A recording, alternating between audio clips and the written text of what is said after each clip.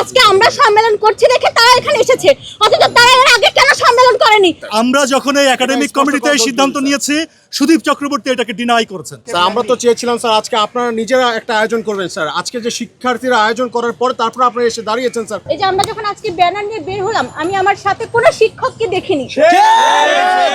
এখানে আসার পর আমরা যখন সব ফ্রেন্ড এখানে দাঁড়িয়েছি, তখন আমার শিক্ষক আপনারাই দেখতে পেয়েছেন এই পাশে দাঁড়িয়েছিল, আমাদের সাথে এসে কেউ দাঁড়ায়নি।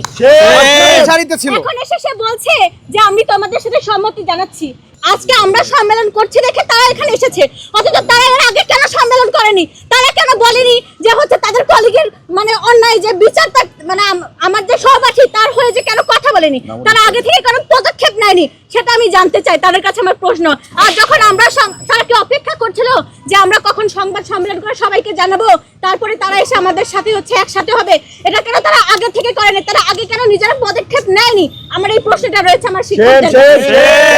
আমরা যখন এই একাডেমিক কমিটিতে এই সিদ্ধান্ত নিয়েছি, সুদীপ চক্রবর্তী এটাকে ডিনাই করেছেন। স্যার আমরা তো চেয়েছিলাম স্যার আজকে আপনারা নিজেরা একটা আয়োজন করবেন স্যার, আজকে যে শিক্ষার্থীরা আয়োজন করার পর তারপর আপনারা এসে দাঁড়িয়েছেন স্যার, এটা আমাদের জন্য লজ্জা। 26 তারিখে একাডেমিক কমিটির মিটিং হচ্ছে।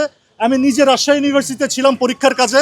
আমি সেখান থেকে আমি সেখানে অপারগতা প্রকাশ করে দ্রুততম সময়ে যে বাস পাওয়া যায় সে বাস ধরে এখানে চলে আসছি। ডিপার্টমেন্টের কিছু কার্যকারিতা, ডিপার্টমেন্টের ক্ষমতার কিছু সীমাবদ্ধতা আছে। অলরেডি আমাদের চেয়ারম্যান ম্যাডাম এটা বলেছেন। 26 তারিখে শিক্ষকেরা সিদ্ধান্ত নিয়ে এই শিক্ষককে সমস্ত ধরনের একাডেমিক কাজ থেকে এটা স্থগিত করেছেন। এর আগে সাইফুল ইসলামের ঘটনা আপনারা জানেন। আমরা বিভাগে তৎক্ষণাৎ সাইফুল ইসলামকে বলেছিলাম যে সাইফুল ইসলাম তখন প্রেজেন্ট ছিলেন, আমরা বলেছি যে আপনি আর বিভাগের শিক্ষকতা কিংবা চেয়ারম্যানশিপ এটা করবেন না। সেটা আমরা এক মিনিট আমি শেষ করি। এখানে সুদীপ চক্রবর্তী অলরেডি অ্যারেস্টেড। আমরা এখানে বিভাগের পক্ষ থেকে যতটুকু কাজ করা সম্ভব আমরা এটা করেছি। ইন ফিউচার আপনাদের যা কিছু দাবি আছে সেটার সাথে আমরা একমত। এর বাইরেও যদি কিছু করা সম্ভব হয় আমরা করব। শিক্ষার্থীদের কাছে আমার অনুরোধ, প্লিজ অপরায়ণ করেন না। আমিও এই বিভাগেরই একজন শিক্ষার্থী। ধন্যবাদ। আমি একটা কথা বলতে চাই। আপনারা বললেন যে সুদীপ চক্রবর্তী অলরেডি অ্যারেস্টেড, কিন্তু অ্যারেস্টেড একজন পার্সন যিনি অ্যাকিউজড, উনি অ্যারেস্ট হওয়ার পর প্রথম সারির এতগুলো মিডিয়ায় আসার পরও কেন শুধুমাত্র বিভাগ থেকে দায় সারা শোক বার্তা দেওয়া হলো? এরপর আমাদের মিটিংয়ের পরে ন্যায় বিচারের দাবি জানানো হলো, তখনও পর্যন্ত সুদীপ চক্রবর্তীর নাম কেন মেনশন করা হলো না, যেখানে মুনিরা মেহজাবিন মিমোর নাম বারবার আসতেছে? এখন পর্যন্ত আপনারা আমাদের সাথে একাত্মতা ঘোষণা করেননি, আমরা বলার পরে আপনারা কেন যুক্ত হলেন? এই প্রশ্ন আপনাদের কাছে রেখে গেলাম স্যার। আরেকটা বিষয় সেটা হচ্ছে যেই নিরাপত্তা সেলের কথা বলা হয়েছে, সেই নিরাপত্তা সেলের বিপক্ষে ঘটনা ঘটার একদিন আগে বেশ কিছু প্রমাণ মুনিরা মেহজাবিন মিমো আপুর ফোনে আছে, এবং এই নিরাপত্তা সেল নিয়ে কোনো কথা মানে কি ভূমিকা রেখেছে এই নিয়ে এখানে আলোচনার বিষয় না। এটার জন্য তদন্ত চলছে।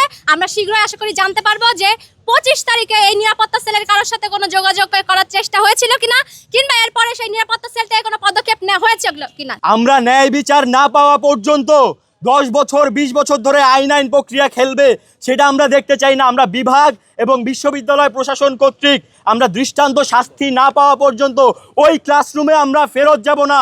আমরা অবশ্যই আমাদের নাট্যচর্চা অব্যাহত রাখবো, সেটা অপরাজেয় বাংলার সামনে, রাজু ভাস্কর্যের সামনে, বাংলাদেশ শিল্পকলা একাডেমির সামনে, শাহবাগ স্কয়ারে। আমি একটা বিষয়ে স্পষ্টভাবে বলতে চাই, ছাত্রদের সাথে বিভাগের সকল শিক্ষক আমরা একাত্মতা প্রকাশ করছি। ছাত্রদের চাওয়া আমাদের চাওয়া, আমরা বিপক্ষের কেউ নই। আমরা ইতিমধ্যে বিভাগের এখতিয়ারভুক্ত যেই পদক্ষেপ নেওয়ার মতো এখতিয়ার রয়েছে বিভাগের পক্ষ থেকে, ততটুকু সব কিছুই আমরা নিয়েছি। আমরা প্রক্টরকে জানিয়েছি, ডিনকে জানিয়েছি, বিভাগীয় সকল কার্যক্রম, ক্লাস, পরীক্ষা সকল কিছু থেকে ডক্টর সুদীপ চক্রবর্তীকে অব্যাহতি দেওয়া হয়েছে। আরও কিছু এমন কিছু বিষয় দাবি দাওয়া আছে যেটা বিভাগের পক্ষে এটা নেওয়ার এখতিয়ার নেই, এটা নেবে আমাদের বিশ্ববিদ্যালয় প্রশাসন। সেটা আজকে যে দাবি দেওয়া উঠে এসেছে, আমরা এটার সাথে একাত্মতা প্রকাশ করছি। আরেকটি বিষয় যেটা অনেকের মনে প্রশ্ন এসেছে, শিক্ষকের ব্যক্তিগত রুমে তালা দেওয়ার প্রসঙ্গ।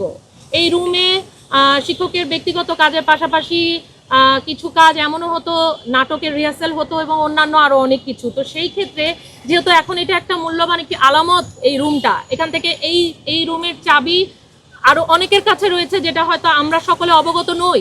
সুতরাং এটার সেফটির জন্য, নিরাপত্তার জন্য, পরবর্তী এটার যেন এখান থেকে কোনো আলামত মিস না হয়ে যায়, সেই কারণে এই বিষয়ে আমরা কিন্তু আগের তালাটা খুলিনি। আমি একটু পরিষ্কার করে বলতে চাই, আগের তালার উপরে নতুন একটি তালা দেওয়া হয়েছে যাতে করে এখান থেকে কোনো গুরুত্বপূর্ণ আলামত নষ্ট হয়ে না যায়, অন্য কারো কাছে চলে না যায়।